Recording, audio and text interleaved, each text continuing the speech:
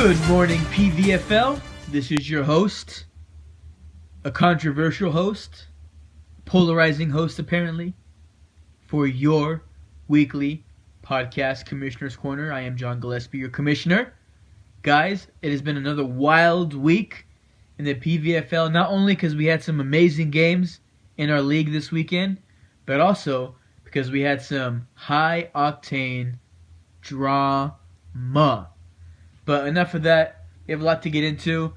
Like I mentioned before, our sponsor has been dropped, so right now I'm kind of taking on the financial costs myself because I want to keep this podcast afloat and definitely fulfill the needs of my league members. So guys, without further ado, I want to give a shout out to our producer, Pete Serpa, for taking on this project with me. Thank you, sir, for all you do. We appreciate it. But without further ado, let's get right into this week's game of the week. Thirsty King versus the Chief. The Chief, congratulations. You are now on top. 116.7 to 104.3 over the Thirsty King. Pedro, your top performer. And the ad of the week, the start of the week, the call of the week for you, Pedro, was Adam Jones, the Green Bay Packers running back. He is the reason you won this game. He was your top performer, 125 yards and a touchdown, and 2 to 20.4 points. What a call, Pedro. Congratulations there.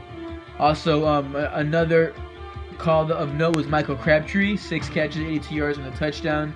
He in 2 to 20.2 fantasy points. And for Ethan Taylor, the Thirsty King himself, all hail the Thirsty King. His top performer was AJ Green, 7 catches, 189 yards, and a touchdown in tune to 29.9 fantasy points. Other players of note, Kareem Hunt, 14.6 points, and Cameron Brate, 17.8. It seems to me that Kareem Hunt has officially fallen back to earth. The dream is now over. He is showing that he is a rookie. A great rookie, but a rookie nonetheless. So that means, Pedro, your record 3-2. Ethan, the King, your record 3-2. Moving on. Secret Squirrel versus Belichick yourself. This next contest on the tally. Congratulations to Secret Squirrel, 137.5 over Belichick yourself, 118.4.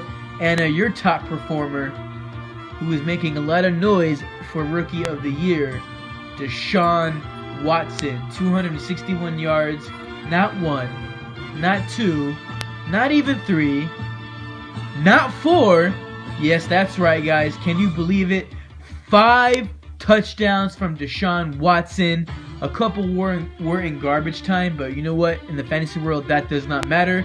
Peter, you know this all too well. You won a game recently off of garbage time, so we will take it.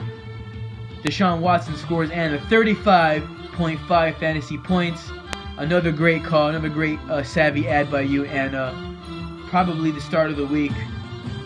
This could mean good things for you the rest of the year. And if Deshaun performs like this, at an elite level like this, I'm calling it here, guys, Anna will make some serious noise in the playoffs. Another top performance is Melvin Gordon, 105 yards and 2 receiving touchdowns and 2 to 34.3 fantasy points. That's right, Secret Squirrel got half of her points from 2 players. It's just one of those weeks. And for Belichick yourself, your top performer was DeAndre Hopkins, 4 catches, 52 yards and 3 touchdowns. That's amazing. 3 out of his 4 catches were touchdowns. Hey, talk about that usage rate, huh? And 2 to 27.2 fantasy points. And also, another performer of note, Le'Veon Bell, 47 yards rushing, 10 catches for another 40 yards, and 2 to 19.3 fantasy points. Anna improves to 2-3. Belichick yourself, 3-2. Moving on. The next game on the tally, the Little Lamb versus I Love TB. Guys, fun fact of the week. Peter Serpa's 3 victories. Their combined records are 4 11. The teams he has beaten have a combined winning record of 4 wins, 11 losses. The 2 teams he has lost to have a combined record of 7 and 3.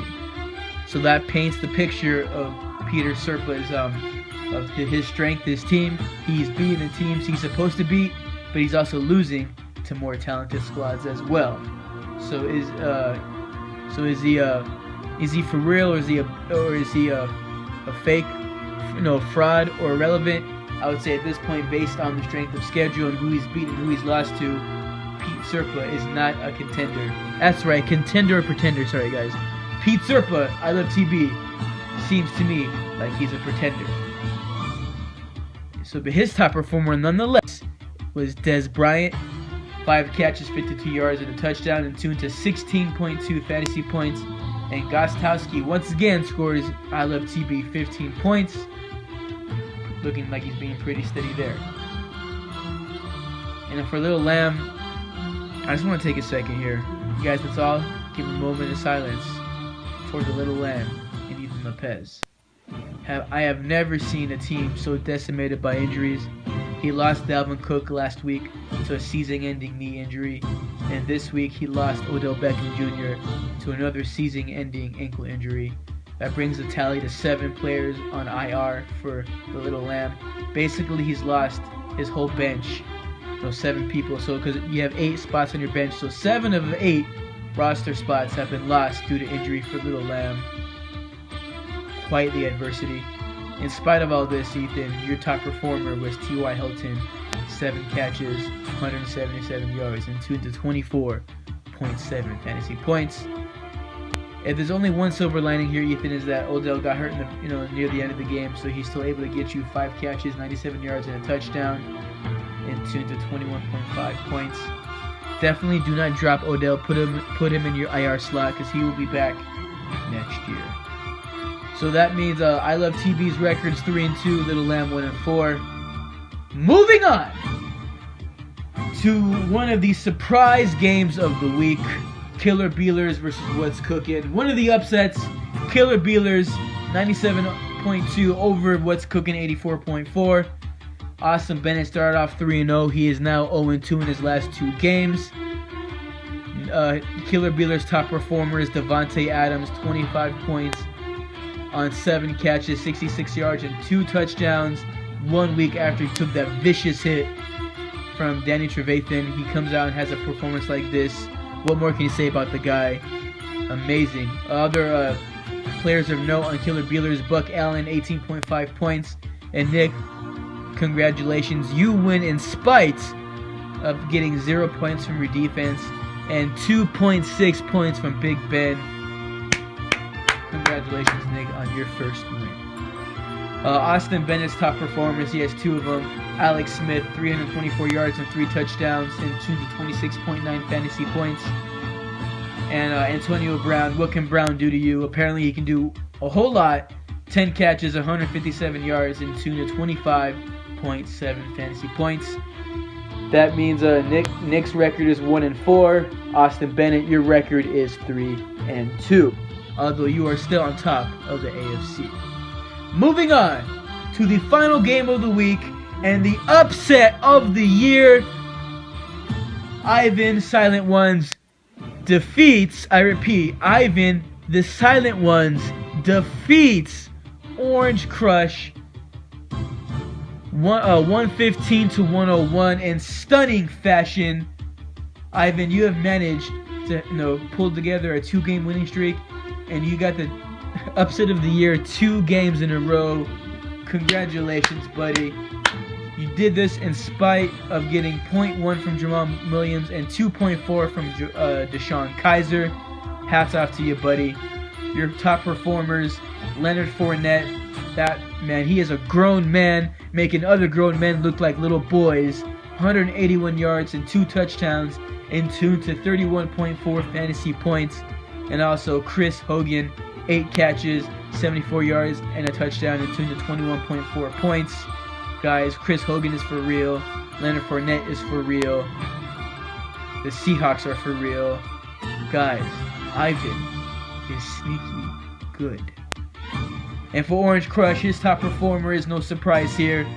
That bad man himself, Aaron Rodgers, 221 yards and 3 touchdowns. One in the last few seconds of the game to win it over Dallas. What a thrilling victory. You expect nothing else from Aaron Rodgers himself. So, guys, that's it this week. Orange Crush is now 4-1. Silent Ones is now 2-3, back in the playoff hunt. So that's it for today, guys. Go Packers. Kaepernick.